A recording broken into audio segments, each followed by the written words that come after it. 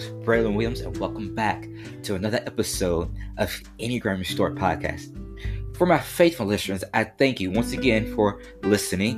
For new listeners, I hope you enjoy this episode. So, for today's episode, we're going to talk about type 4s, the individualist. But after today, we're going to be leaving the heart triad train station, and we're going to be transitioning on to talk about the head triad, the final triad. But before we begin talking about the head triad, let's spend some time talking about type 4s, the individualist. So, get ready to learn all about the basics of 4s and about their passion for individuality and uniqueness.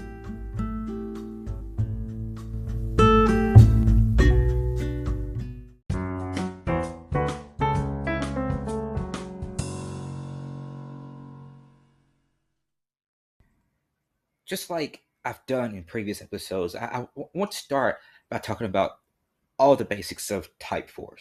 So, type 4s are very self-aware, reserved, sensitive people who are just passionate about self-expression, and they have a strong sense of identity. A 4's basic fear is that they have no identity and that they lack an aspect of happiness that everyone else has access to. This is why 4s really have this drive, have this desire for uniqueness, have this drive, a desire for individuality. And this is why they really aren't trend followers, but more trendsetters. It's because of their basic fear of having no identity and not having access to this aspect of happiness, is that 4's desire to create an identity. It's what motivates them to express their uniqueness. It's what motivates them to express their individuality. 4s are, in my opinion, some of the best people when it comes to really saying, well, march to the beat of your own drum, because that's truly what type 4s really do. If there's any type of person who really just marches to the beat of their own drum, it is a type 4, because they live in this uniqueness of themselves, of their identity. They live with and openly express their uniqueness. They openly express their individuality. So let's talk a little bit about how 4s deal with shame. Again, we know that for the heart triad, that, overwhelming emotion that really is the first response for the types of the heart triad is shame. And we know that for 2s, they try to attempt to control their shame by getting other people to like them. For 3s, they deny their shame by really deceiving themselves about their self-image. But 4s, just like 2s, attempt to control their shame as well, but they do it in a different manner. For 4s, their attempt to control their shame is done by highlighting their uniqueness, the thing that they have the passion for the most. Their individuality is also the thing they use to control their shame. Their creativity, individuality, their uniqueness is just some of the things that 4s use in this attempt to control their shame, as shame becomes that overwhelming emotion that really just takes over them as they begin to experience this disconnect from their true self because of, disintegration, because of not really experiencing growth, but they really shame begins taking place. Because again, what shame is that for every center of the Enneagram that has this overwhelming emotion, this that really just what that emotion does is it's kind of the emotion that guides them as they begin to disconnect from true self, as a type begins to experience disintegration and stress and begins to go in the unhealthy levels. Again, for the heart triad, that is shame. For the gut triad, that was anger. And so for eights, they externally in the exhibit their anger. For nines, they forget about it, and for ones, they internalize it. Twos control their shame as they begin to disconnect from their true self. A type 2 will try to control their shame. And as type 3s begin to disconnect from their true self, they attempt, the 3s will deny their shame. And 4s, as they begin to experience disconnection from their true self, will control their shame by highlighting their creativity, by highlighting their uniqueness, by highlighting their individuality. Because just like every other type, fours also have a deadly sin. And for fours, their deadly sin is envy. Kind of just right off the bat doesn't really make sense of why envy would be a four's deadly sin, but let me tell you why it makes more sense. Because fours have this belief that everybody else has this piece of happiness, that this, you know, more rather this, for lack of better term, every other type, every other person who is not a four, fours, they think that they have that, fours think that every other person has this true happiness, quote unquote, this 100% happiness, this, over the moon happiness. But that, again, that's something that's just not true. But that's the thing that fours think is true. Fours think that everybody else has happiness that's beyond, you know, 100%. That's, a fairy tale happiness. Everything, there's no doom and gloom, just sunshine and rainbows all the time. It's a misunderstanding that fours have, but it's the thing that feels the deadly sin. Because since fours think that they lack this aspect of happiness that everyone else has, they envy that. And so they try to really grab a hold of that happiness when there's really nothing to grab a hold of. They envy what they have visualized, but something that really is just an abstract idea that doesn't really have any foundation to it. They envy that, it's honestly kind of hard to put into words of everything, but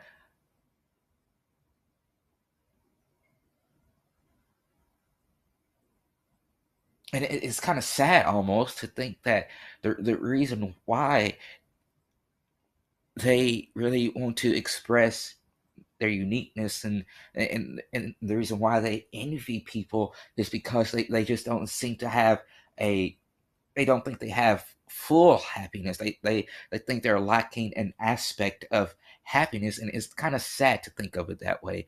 But that's just the truth of it all, is that they force envy people, other types, because they think that other types have access to, um, quote unquote, true happiness.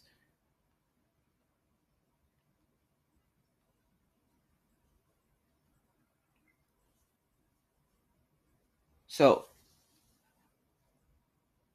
in periods of growth, so for a type 4, A four who's very envious becomes principled like a healthy one.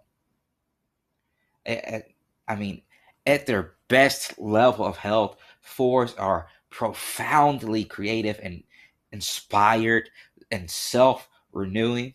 At, at their best, fours are just fours when they are at top notch level of health, level one health.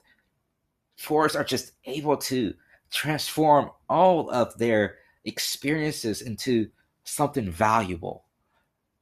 You know, they are when I say they can transform their experiences to something valuable. Let's put this into aspect. And so a four is just walking outside and sees a little butterfly in the air. That simple experience of just nature and its beauty becomes like a almost like a life changing moment, per se. Not necessarily life changing, but it becomes like life lesson for really see something deep, a deeper meaning that I, as an eight, might not see, or someone who's a three might not see, or someone who's a nine might not see. A four will see a deeper meaning as they're walking out and just see that butterfly floating around, even though it's just nature and its beauty. A four will really unintentionally and they won't even recognize it, but a four who is top notch level one health will really just see a deeper meaning in that butterfly in this moment of beauty of nature, not even trying to, but just more unintentionally, subconsciously, unaware of it though. Just they just transform it into something profound in their life, something that, I mean, that takes value to them, that puts value to who they are as a person. But on the flip side, when a four is moving in the direction of disintegration, then they become like an over involved and clingy too. At the worst level of health for a type four, they become self-destructive and may even abuse drugs and alcohol as a coping mechanism. It's not something. It's not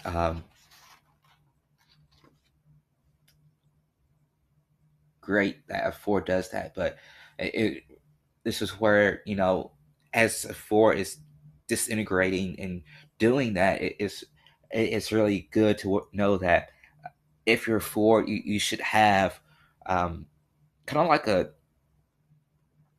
game plan, a playbook, um, a script, or like a lesson plan, whatever word you want to use. If you're a four and you begin to see that, I think it would be a good thing that if you had just, some actionable steps you can take to begin to realize, oh, hey, I'm moving in this direction. Let me take deeper care of myself so I don't begin to use alcohol and drugs as a coping mechanism, and that I begin to take note, okay, this is how I'm feeling about the moment. This is why I'm sort of moving in this direction. This is why I'm becoming this over involved, clingy too. This is why I'm moving in the direction of disintegration. Let me take note of that and let me do what I can to really not let it happen, so I don't get caught up in drugs and alcohol, abuse to as a coping mechanism. So take note. And that's good advice for not only fours but any type really, is to take note as you move in the direction of disintegration and just have actionable steps that you can take to help yourself get back to the healthier side, um, and begin to experience growth rather than stress and disintegration. So fours have a passion for individuality and uniqueness that stems from the life as a child. So growing up, every type as children receive this subconscious message most of the time, but sometimes it can also be a message that is directly told to them. But for most of the time, growing up, every type of the Enneagram subconsciously perceives a message, a wounding message, more rather. Um, and for fours, when they're children, they really feel different. They feel misunderstood by everyone else. And as children, they pick up on the wounding message that there's something off about you. No one understands you, and you'll never belong. This is why fours have a passion for individuality, because they want people to get them. They want people to understand them, but they don't want to be like everyone else. So they express their uniqueness through creativity.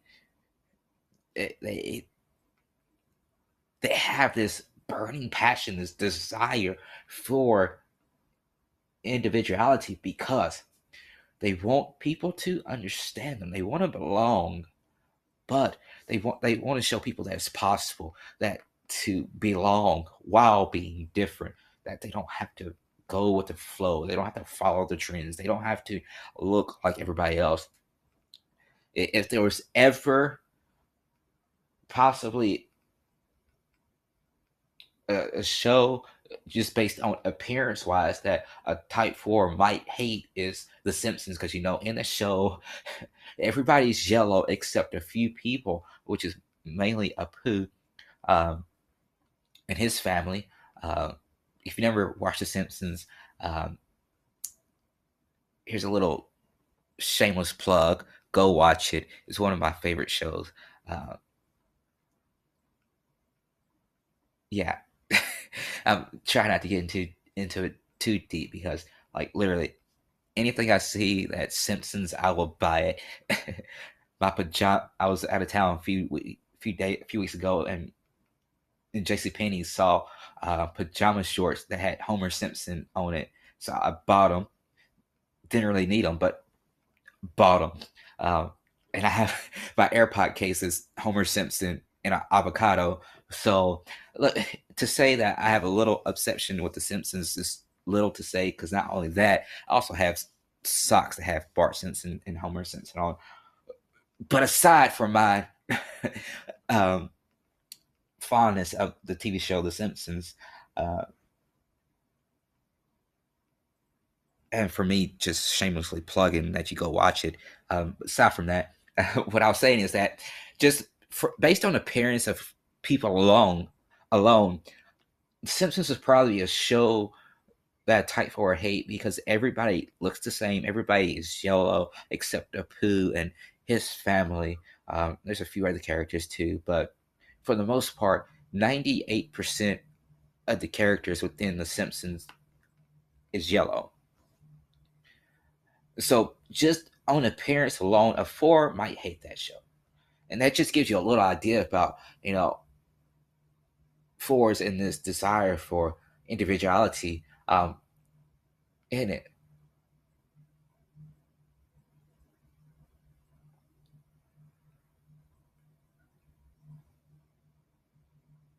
But one thing about the fours also is that they really take the first part of Romans 12:2 to heart. And what Romans 12:2, at least what the first part of Romans 12:2 says, which is a scripture verse, um, it says, "Do not be conformed to this world." They really take that to heart. Uh, and it goes on to say, so Romans 12:2 goes on to say, "Do not be conformed to this world, but be transformed by the renewing of your mind through Jesus Christ." Um, but they fours really take that first part to heart. They don't want to be like everybody else. They don't want to conform to the world. They don't want to look like everybody else. They don't want to talk like everybody else. They don't want to sing like everybody else. They don't want to dance like everybody else. They just don't want to be like everybody else. They want to be their own person. They want to express their own identity. They aren't going to follow the crowd, but they do want to be understood by everyone. They want to be understood like everyone else is understood, which can really be a moral dilemma for them because through this continuous exploration of inner self and trying to understand their true identity, they still have this desire to be understood like everyone else. But they understand that they might not get understood like everyone else because it's easier for the world to get everyone else because everyone else follows the trends. Everyone else just fits the mode. Everyone else just goes along on the same path. Whereas here I am as somebody who's a type 4. I want to be understood, but I'm not gonna follow trends. I'm gonna walk my own path. It, their passion for uniqueness, their passion for individuality really becomes kind of a moral dilemma for them in this pursuit to be understood by everyone and like everyone else. Fours really go against the grain of trendy of a trendy world. They don't follow trends. And if a healthy 4 just really taps into their full potential, I believe they can be the ultimate inspiration to other people by inspiring people to express their individuality and uniqueness. Because honestly, in 2021, we need people to be more like 4s. We need people to stand out from the crowd and to really express their true selves and not worry about what people say. And 4s can lead the way on that. They can be that ultimate inspiration that shows us, hey, this is how you stand out from the crowd. This is how you be different. We need for us to really just take charge and say, all right, people, it's time that we as humans express our uniqueness as people, express our uniqueness as individuals from this state or from this state or from this town or this religion. Express your true self. Don't don't ex- don't try to look like everybody else. Don't try to look like the latest TikTok trend, but be you. Fours can really take charge on that. I believe if a group of 4s begin to really just take charge on saying, all right, we're going to show the world how to be unique. We're going to show the world how to live in their individuality. And people start following, I think the world will become a way better place. And we wouldn't be, you know, so honest, at each other's throat because that's another thing. I think we're always at each other's throat because we're trying to be so much alike, and we know this is basic science that we all learn this in probably middle school, junior high, that magnets, the same that the positive sides of a magnet do not attract but they repel, the negative sides of a magnet do not attract but they repel, but it's when you put a positive with a negative that they connect. Honestly, that's what we need.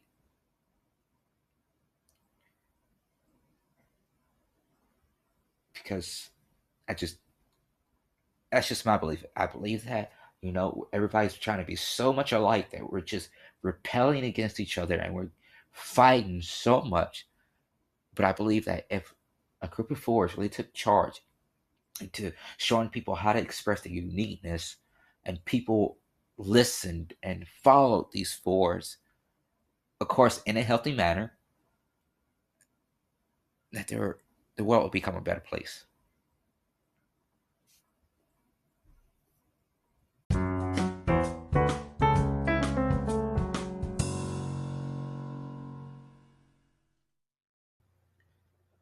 Do you like buying merch and supporting your favorite brands? Well, now you can support Enneagram Restart podcast by showing off our merch. We have socks, blankets, shirts, tote bags, mugs, and more stuff to come in the coming months. Just head over to merch.braylonwilliams.me to shop the collection of Enneagram Restored podcast merch.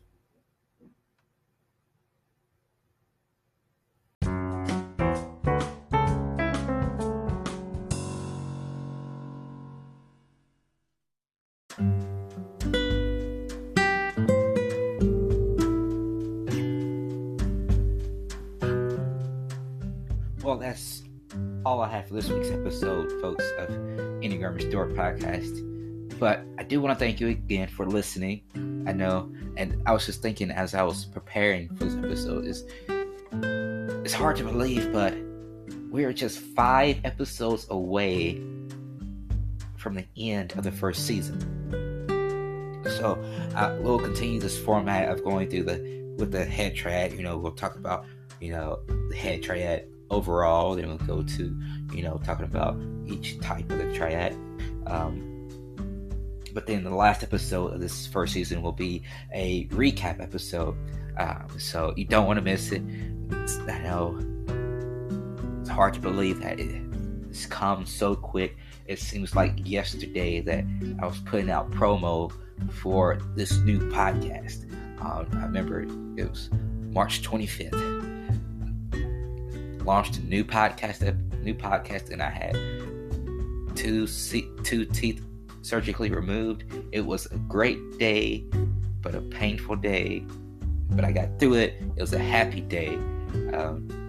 It's just hard to believe that it was so long ago, but then we're so close to finishing the first episode.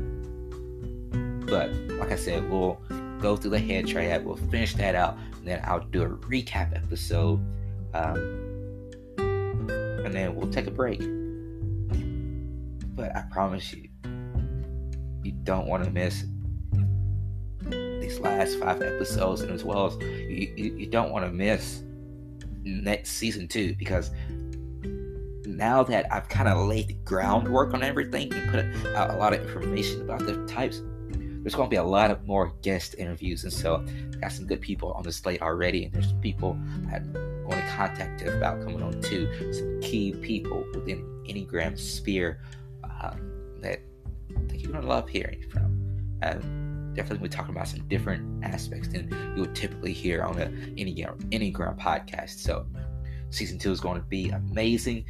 Season 1 has been amazing, but season 2 is going to be even more amazing because we're going to have a lot more guest interviews. It's going to be less boring because it's not going to be me talking as much,